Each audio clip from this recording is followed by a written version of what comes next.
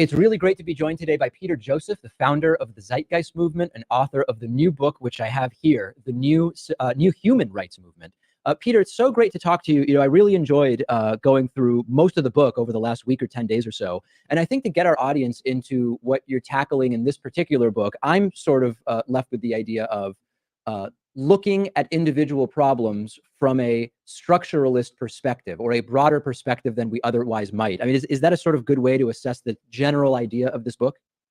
Yes, that's a pretty good encapsulation. And when you started writing this book, or I guess tell me how you approached the problem. Was it that, of course, in your time researching individual topics, you decided, hey, there's a broader issue or a broader perspective we can look at? Did it come in the opposite direction? Did you enter with one particular issue, like, for example, poverty or hunger, both of which you address in the book? I would say the motivation to approach it this way is taking a good hard look at what we've done as activists throughout time. The activist community tends to be far more localized in their views. They separate themselves into different schools, so to speak, of the ecological activists, the social activists, and so on. And after spending a lot of years as an activist myself, looking at the world's problems, I realized that there was a strong lapse of any kind of social psychology, anything that related to sociology itself, denying effectively the long-standing social science, the biological science, the psychological science, the sociological science, the ecological influences, and that synergy that really defines us as human beings and ultimately defines the state of the world. So I'm trying to take a social science perspective with this book, and I think if people understand it, and that's why it's called the New Human Rights Movement. Obviously, this subject could, given the context of structuralism, as I call it, you could apply it to a lot of different things, but I wanted to hone in on activism for the 21st century. So that's the motivation, to get people on board with more of a social psychology perspective of what needs to happen to understand yourself and the predicament of the world and how to change it. Maybe to give our audience an example of one issue that you tackle in the book, we could talk a little bit about poverty. And I think we all can probably imagine the people we know who approach poverty from, this is sort of the way things are. Despite our system, poverty is an inevitability. It's always there. It's always going to be there. And you take a different approach, which is poverty is an optional and also direct result of the systems that we've chosen. So can we start maybe with the conversation around poverty and how you approach it? Yeah, it's disheartening to see how passive people have become about both domestic and international poverty. Poverty is, in the words of Gandhi, the worst form of violence. Systemically speaking, it leads to so many different detrimental outcomes, whether you're dealing with mental health, whether you're dealing with interpersonal relationships, of course, whether you're dealing with physical health.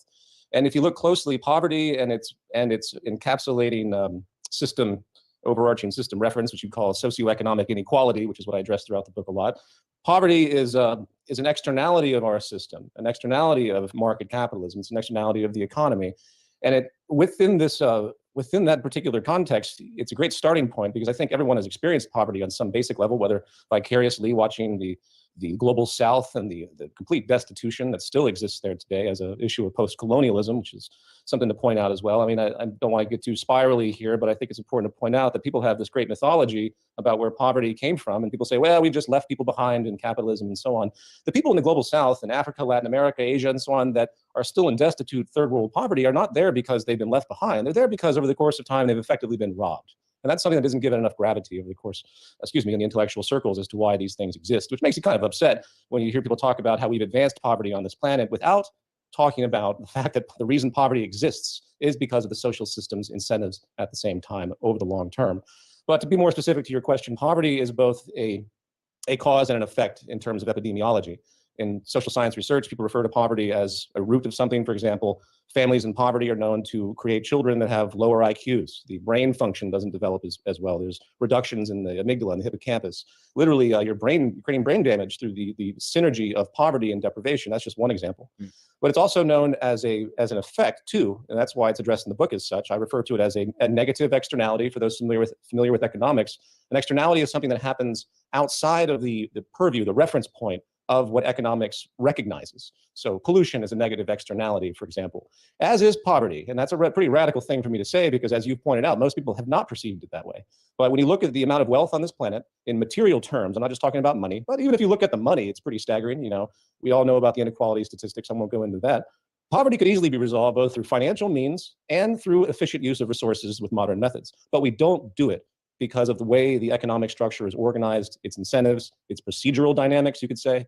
And that is, of course, a big subject in the book. And I really hope people will begin to understand more so that poverty is really just a form of violence coming down from our social system, doesn't need to exist, and we should work to change it.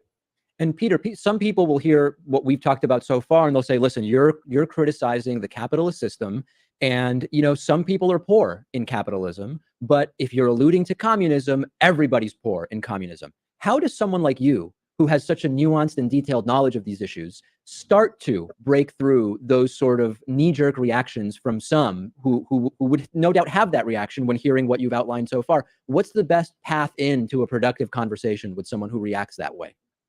I think the first step is to start to expose the mythology the Western world has ascribed to when it comes to historical communism. Historical communism, as practiced in the Soviet Union, was a particular niche, a particular kind of central planning, a particular kind of authoritarianism. And when people say this, they automatically create a false duality between capitalism and then this other supposed ideal of what communism is or was supposed to be. And what it is or was supposed to be in terms of communism or socialism or Marxism, any of those terms that people want to throw out, it's extremely counterproductive because there's very little critical analysis or historical understanding of what actually happened with those social systems or social approaches, not to mention the grand ambiguity. I mean, to even talk about what socialism means today is to define it about 10 dozen different ways, as I think you know. So I step back from that and I try to take a train of thought perspective as opposed to a polarized one. Just because something isn't market capitalism doesn't necessarily mean it's communism. So you start from that position, and then you start to outline what it is in society that's actually created the advancement. And I wouldn't say things like economic growth because that's a contrivance of market capitalism, but what has actually improved people's lives? What are the mechanisms that have led to higher standards of living, to reduced child mortality, to the current alleviation of poverty that's been slowly getting a little bit better over the course of the past 60, 70 years? And the answer to that is the application of design efficiency and technology. And as I get to the end of this book, I hone in on those specific points that have actually underscored the benefit of our economic efficiency, benefit of us as in our public health and so on. And I isolate those from the market. And I want to encourage people to develop a new system that harnesses those issues, harnesses the amazing efficiency we've achieved as human beings, as intelligent thinkers, as opposed to this archaic system that is lost in what's called the Malthusian period. It's lost in this Malthusian, Machiavellian, highly scarcity-driven world. So I apologize, I deviated a bit from your question. When people approach me with the communist duality, I pretty much just have to stop them and begin a long explanation that what they're referencing is a false duality to begin with, and that if you really want to get down to it, here's the train of thought. Here are the attributes that have defined our society and made it better. Why can't we simply amplify these attributes without any of these ideological stigmas and interference? And sadly enough, stigmas and labels and interference has been a great way to dismiss a lot of these ideas over time. So it's unfortunately a current that we have to walk against still in the 21st century. Let's pause there with Peter Joseph, founder of the Zeitgeist Movement, author of the new book, The New Human Rights Movement, and we'll pick it up in part two with the concept of scarcity, which you've spoken about a lot and is interesting to me. So we'll follow up there. We're continuing our conversation today with Peter Joseph, founder of the Zeitgeist Movement, also author of the new book, The New Human Rights Movement. We started getting into, Peter, this concept of scarcity, and I want to talk about that sort of in the context of market capitalism. In many more micro ways, you point out in the book, for example, with food production and hunger, that the concept of scarcity and lack of resources to meet the needs is essentially a contrived result of how we've decided to allocate resources. And you point out in great detail in the appendix to the book how not only food production and hunger could be solved with current resources and technology, but so could clean water and energy. Let's maybe start and focus on food production and hunger. Would you call this a decision that has been made effectively by global society not to solve the problem of hunger? Well, that would inch into kind of a conspiratorial view, which I don't subscribe to with any of this. What I think it is, it's a cultural unfolding that goes back hundreds of years to before the 18th century, late 18th century, and the start of the Industrial Revolution, what some people call the Great Divergence. Scarcity has been with society in a very visceral way since the Neolithic Revolution 12,000 years ago, when we emerged from hunter-gatherer tribes that had a fairly abundant amount of resources and a completely different type of lifestyle. And then once settled agrarian society happened, it set a kind of geographical determinism, so to speak, something other theorists call cultural anthropology, if anyone wants to look that up. It's very fascinating. And it set the framework for what we see as the market economy today. You have property, you have capital, the means of production, you have labor specialization, jobs, you have the need for regulation, government protection, law, and so many other attributes like that, which codify the system we have at the moment. And within that is the fundamental foundation of the assumption of universal scarcity. And it's become a political term because of if you believe in anything other than a scarcity worldview, then suddenly you can't justify the rampant competition that we see. Suddenly you can't justify 8 people having more wealth, the bottom 50% of the world. Suddenly you can't justify all of this imbalance. And that's why scarcity has to be reevaluated in a very, very serious way. And going to the food part, we throw away half of our food right now on this planet, roughly, almost.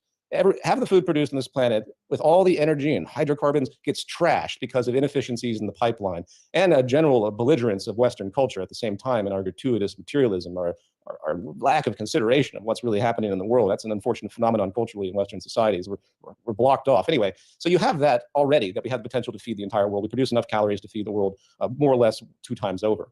And then you have the applied technology that isn't being utilized, systems-based technology, the incredible efficiency possibilities of vertical farm systems, of engineered permaculture, of all sorts of advanced means that would, for example, if you localized food production, and say I'm in Los Angeles, and we could localize all of our produce if we wanted to, eliminating the fact that the average American meal travels about 1,500 miles before it goes to your plate. Think about that. Because of this horrid work of globalization, which is about exploiting, labor in far distant lands along with resources. So we can do it with what we have today. And if you apply advanced technology that we have under our belt, but is not being funded or subsidized or invested into the degrees that are required, we could easily create a total food abundance on this planet. I can continue with the other. Well, I was going to say, to stick with this example, just to sort of see it through, so people can understand sort of your thought process with something like this. What you're saying will make a lot of sense to most people who are listening to or watching this interview, and it will also seem like something that we should be taking more seriously as a society, as a human race.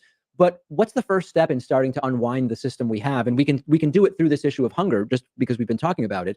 How do you start? Like, what's step one? And we talk a lot, I'm reminded of campaign finance reform. Everybody talks about campaign finance reform. We've got to fix how we finance elections. Here's 10 different ways that it could be done. Great. Our decision makers are in because of the system that got them there. Why would they change the system that got them there? We're already at a sort of impasse. So how do you start working against such an establishment incumbent system to make positive change?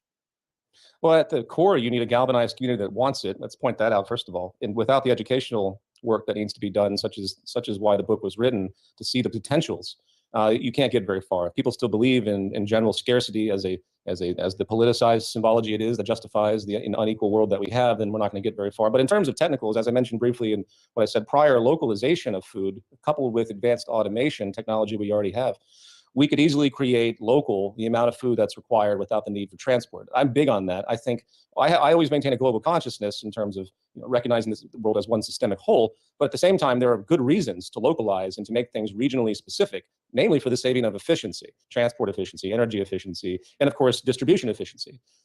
So if it was me and I was in a position of policy, what I would do is create large automated agricultural systems, specifically vertical farms. There are other potentials, but we'll just go with that one. Those have tremendous efficiency potentials because they can be built in industrial urban areas, and they use very little water, resources, and nutrients to produce very high quality produce. And you put those along the coastlines of Los Angeles, wherever you are, you can put them anywhere ultimately and irrigate to them. And then you basically do not import anything anymore. You make it a basic localized mandate to create local food. And if you do that, you're going to solve the poverty problem by extension. Then eventually you make it free. Once the automated systems are in place, you quote, socialize it. I use that almost tongue in cheek. But in the most traditional sense today, the use of the term socialization means to make publicly available without the need for exchange. And if you had a system doing that with minor subsidization, along with the technical efficiency that would maximize the efficiency output, along with reducing the amount of labor required, you could do it. And you would end poverty region by region through that approach. Whether we're talking about the poverty or hunger example, or more broadly, because you talk about so much in the book, I mean, our criminal justice system, incarceration is another area that you write about significantly. Are most people sort of thinking too micro even about solutions? I mean, for example, universal basic income. This is something that, economist Richard Wolff, for example, talks about as it's something that would make sense within the current system, but it's not going to change the system we have to one that makes more sense. How do you balance micro approaches to fixing symptoms of our current system versus activism towards changing the system more broadly? Balance is an interesting word. I'd say it's more of a progressive pattern that pushes towards larger system changes through more micro steps. So universal basic income is a step towards the acknowledgement at a minimum that the system we have is inefficient in its distribution. I mean, that's something that needs to be just blatantly plastered everywhere. The reason we have inequality is because the system is simply inefficient. And it stands in the face of all those people that say, well, markets are the most efficient system we've ever had. Actually, you couldn't possibly come up with a more wasteful and inefficient system than what we have today. So universal basic income coupled with creating industries that become, quote, socialized once again through advanced technological means are two steps that can lead us to transforming this society in an incremental way. Now, I want to point out, since you brought up universal basic income, because I know a lot of people that are big into this and it's been on my mind, there's one big flaw with universal basic income in this kind of in-system solution. And that comes down to what's been termed by other historians as sort of capitalist contradictions. What's happened since the 1970s specifically is the credit expansion in the West has been outrageous. It's because there's so much debt produced in the system that people can't keep up. Wages have stagnated. So in order to keep money moving in this kind of cyclical consumption economy that we have, you have to give people money. And what has been done with that is through credit expansion. 43% of the 43% of the American population spends more than they actually take in every single year. And it's not just because they're flagrantly living beyond their means. They have to keep up. They keep up with a system that's effectively moving against them, something in the book I call structural classism or structural bigotry in effect. So my point being is that when you provide people with universal basic income, what you're really doing is satisfying a built-in inefficiency of capitalism, which will actually placate the capitalist system if you don't have a larger view. And I hope people understand what I mean by that, because you're giving people money that they can spend back into the system, which ultimately, through the magic of structural classism, will trickle right back up to the upper 1% anyway. Well, that's the sort of inherent impossibility of the system we have. I mean, when you look at credit, you would only loan someone money if you believe that in the future things are going to be better for them such that they could pay that back with interest, so on and so forth. If you have a planet of limited resources and size and some, at least at this point, hypothetical maximum population carrying capacity, at some point that system is going to fail you, isn't it? Well, absolutely. I mean, if you're speaking about credit as a general phenomenon, keep in mind, we produce more interest in this system than money. So the debt plus the interest that's created exceeds the money supply of our entire planet, which is basically a recipe for bankruptcies and failures and more oppression of the lower class. There's about $200 trillion right now in outstanding outstanding debt on this planet, 200 trillion. And there's only about 81 trillion in actual currency, in actual money. So that disparity effectively translates into more repossessed houses, more empowerment of the financial services sector and the banking system, because they're the ones that take that physical property, hence the 1% and the elitism that we see today. And so on and so forth. So no, it's not sustainable. It's only sustainable from the standpoint of the acceptance of social failure, acceptance of social inequality, acceptance of social oppression and suffering. And sadly enough, people today have been so indoctrinated into that reality, they can't see beyond it. You know what I mean? No doubt about it. And now thinking ahead, I mean, it's such a 30,000-foot problem that I think it's difficult for a lot of people to even conceive of that. Well, 200 trillion in debt, 80 trillion in money. What eventually happens? Well, you have the boom and bust cycle, as it's called, which is really driven less by tangible innovation and so on, as is pitched in traditional economic workbooks, and more by just the influx and outflux of money. So you have periods of monetary expansion, whether it's basic, interest rates being being lowered, that creates monetary expansion, or when there's crises, they do QE and so on. So you have that period of expansion that creates more money into circulation. It goes into the production of goods, into the hiring of people and labor, and you build effectively more debt because all money is created out of debt. I hope you're aware of that. That's one of the central problems underlying the market system. So all money is created out of debt with interest charged upon it, and you produce two phenomena. You produce too much debt, you get debt saturation, whether it's domestically or internationally, and then you get inflation. So when debt and inflation become too high in the boom-bust cycle, that's when they contract interest rates, and that's when you start to see the real structural classism kick in, and that's where the failure happens. And again, we accept this failure as though that's just the way it is, as you know. Yeah. It's really stunning because the amount of suffering that happens on that downturn is truly staggering. During the 2008 Great Recession, there were 500,000 deaths during that block of time due to a lack of medical treatment correlated to the Great Recession for people that had cancer.